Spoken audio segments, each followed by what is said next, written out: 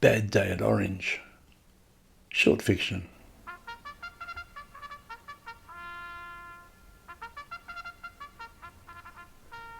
It was a bad day at Orange. The favourites were rank in the stalking yard. The track was as heavy as mutton, and spotty nags that looked like they had camel in their pedigree found unpredictable winning form. Buster Thornbird, up from the city, retreated at the dusky end, $95 down on the horses. There was, however, a jockey fight, so the whole day wasn't wasted. It had been years since he'd seen a good jockey fight. A jockey fight, if readers have never had the pleasure, occurs when two, or better still more, jockeys desist from whipping their steeds and start laying into each other for whatever reason and at whatever stage of the race. It is these days a country racing phenomenon and can still be seen at the more out-of-the-way race meets before the onset of the spring carnival, when suddenly everyone is on their best behaviour. Some fights start in the stalls prior to the jump. Others are the outcome of equine crowding at the unexpected curve. Some are born of desperation as a tough luck monkey decides to kick and punch his rivals in the home straight as a last resort whilst his animal runs out of legs. It is a spectacle.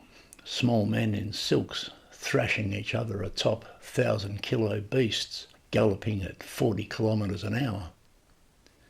There have been some famous jockey fights.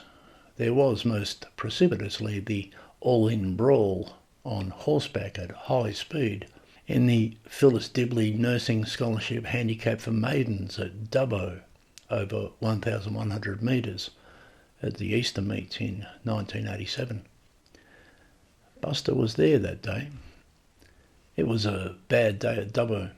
In a field of 18, including a few roughies, all shades of silken glow started wrestling and punching, bunched up at the home turn.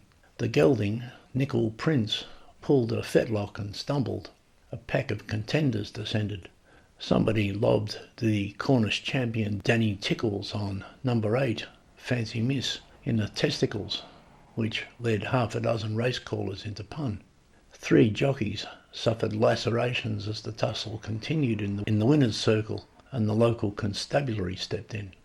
Jockey fights at Orange, on the other hand, were relatively rare. This is because the locals are tangy and citrusy, and not backwards like they are at Burke.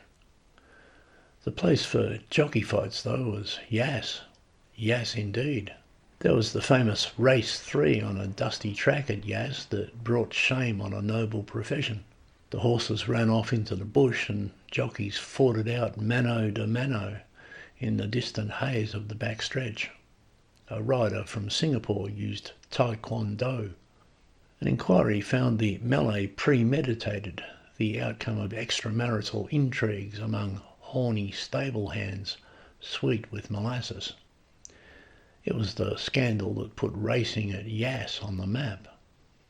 One year at the Yass Billings Chainsaw Cup, there was a vicious altercation at the 800-metre post. The rider of last-placed Shaggy Gnome, an apprentice, wearing a black eye, lodged an appeal against every other jockey in the field and was declared the winner under review of the stewards. Shaggy Gnome paid 65-1. Then there was the 2-horse mile and a half that finished in a dead heat, leaving the jockeys to punch it out, urged on by the punters during the same season. For reasons that still baffle the authorities, though, a spate of fearsome jockey fights erupted in the season of 94-95.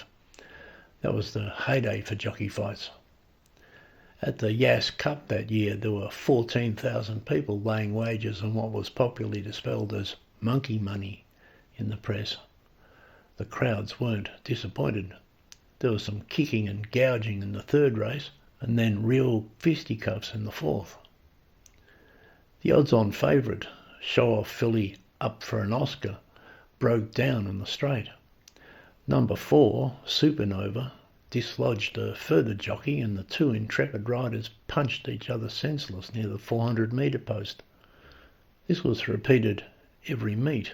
The people of Yass became notorious. Eventually the Racing Standards Board of New South Wales sent in the stewards and they sorted it out. Trainer fights, of course, are rightly regarded as poor sport. At the outbreak of a jockey fight, on the other hand, some enterprising bookmaker invariably yells, 3-1 on the guy in red and blue, and there is a rush for the overlay. It was once regarded as a neat enclosure for exotics. A competitive spirit yearns within small-framed men and sometimes will not be restrained. In country racing, in this country, a well-rounded jockey is trained in self-defence. On this particular day at Orange, there were already signs of trouble before the racing began. Some jockeys had come up from Sydney and their country equivalents were unhappy about it. When city jockeys ride in country meets, two Australias clash. If it had been later in the afternoon and the beer had been enhanced with sunshine, there could have been a major dust-up even before the first race. Tensions remained settled, nevertheless, until the final run when, not unexpected, Silver Storm took the second leg of the daily double. There was a lot of money speculating on the place getters, though. Coming into the home straight, Mr. Fidget interfered with Does She Ever Stop on the rails, and the jockeys came to blows. Buster quickly threw 50 units on the skinny kid in lime green with the purple sash, and when the skinny kid punched the other jockey in the face, knocking him to the turf, Buster collected and, on the day, broke even. Unlike urban jockeys, punters from the city are certainly welcome at country races, largely because they are gormless and ignorant of local conditions and don't know a donkey when they see one. So Buster felt content to go home with his shirt still on his back. It was good to get out of the city for the day, put his troubles behind him, feel the authentic fibre of country racing, and manage to break even over the trip. He did pick the sickly-looking outsider, Comply or Die, in the third, after a tip-off from a sheep farmer who assured him the whole race was rigged. It was when he retired back to his car, ready for the drive home, that there was an unforeseen turn in his luck. There, sitting in his car, were 3 children. There was a note tucked under the wipers of his windscreen.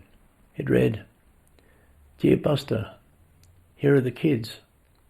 Doreen. It was a bad day at Orange.